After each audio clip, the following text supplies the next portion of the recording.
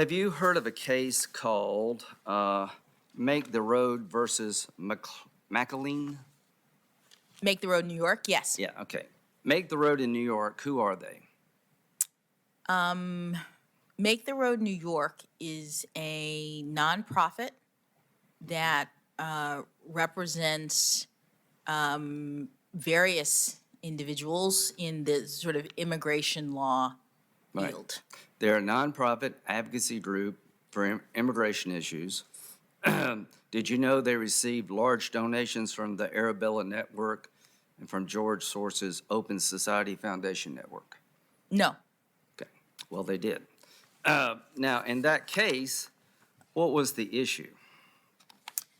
the issue in that case was a challenge to a change in administration policy concerning expedited removal, which is a policy that Congress enacted in order to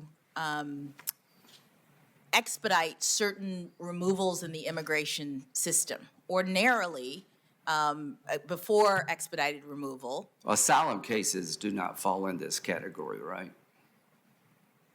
well, Trust me on that, because the statute says it doesn't. if a person who could otherwise be subject to expedited removal makes and has a credible fear of torture in their country, they can be And can they make that claim? they Right. can be determined Right.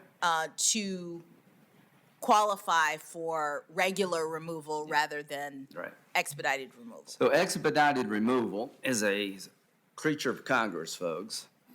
And if you've been here 2 years or less, the statute, the statute, I'm sorry, the statute. The statute would allow the administration in office to have expedited removal, avoiding a lot of the hurdles that would exist otherwise for people here 2 years or less.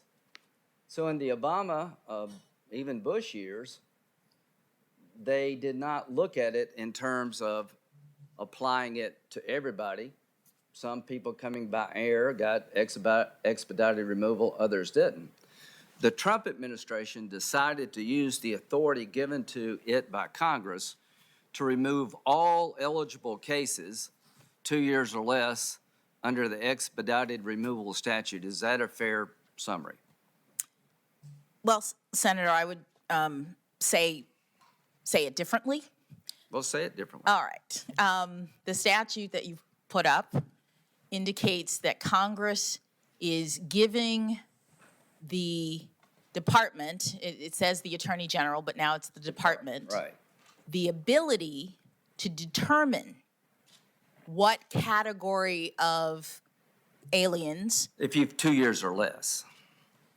Yeah, but importantly, the authority was, it was not Congress saying 2 years or less. What Congress said is, you, agency, have the authority to determine what category of persons who have been here between 0 and 24 months. Which is should 2 be. years, yeah. No, but forgive me, So- Senator, what I'm trying to explain is that the authority given to the agency was to determine what They length had of time. discretion to make that What decision. length of time? It was not the authority to deport everyone who's been here for 24 months. It was the authority to determine what length of time a person has to be here in order to be subjected to expedited removal. Here's what the statute said.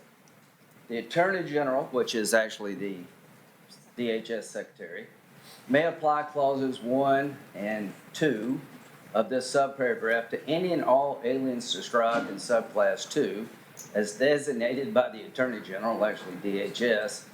Such designation shall be in the sole and unreviewable discretion of the Attorney General and may be modified at any time. Now, I've been in this business for quite a while.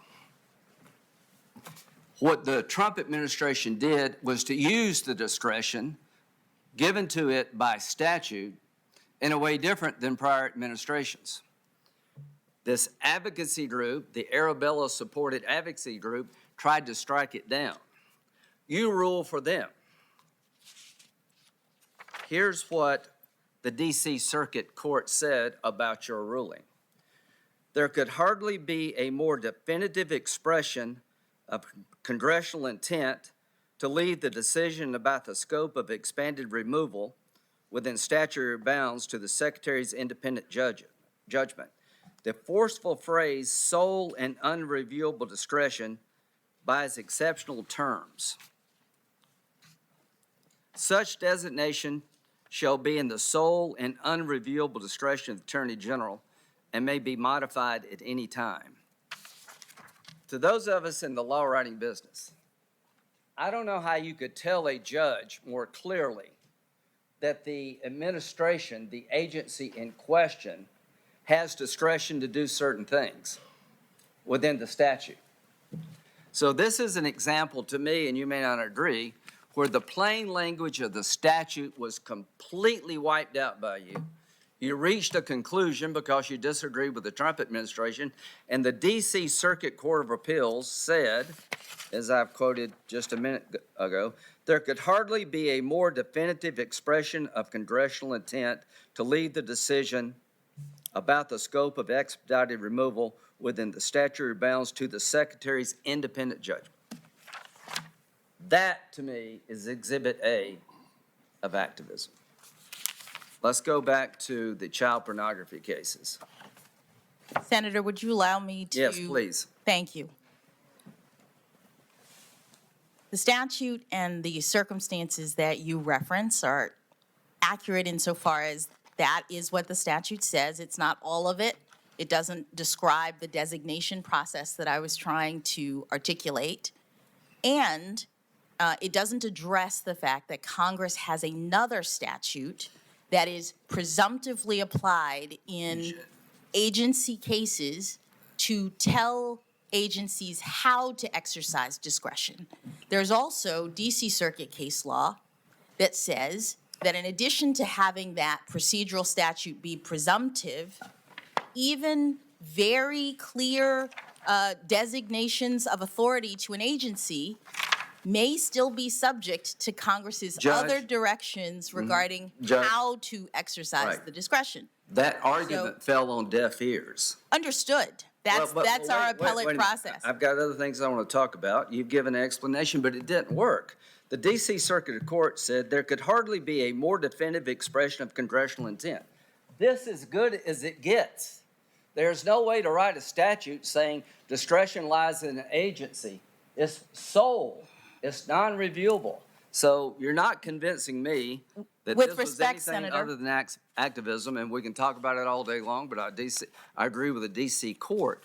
This, to me, is an example, Exhibit A, of a judge ignoring limitations placed in the law by Congress to get a result they wanted.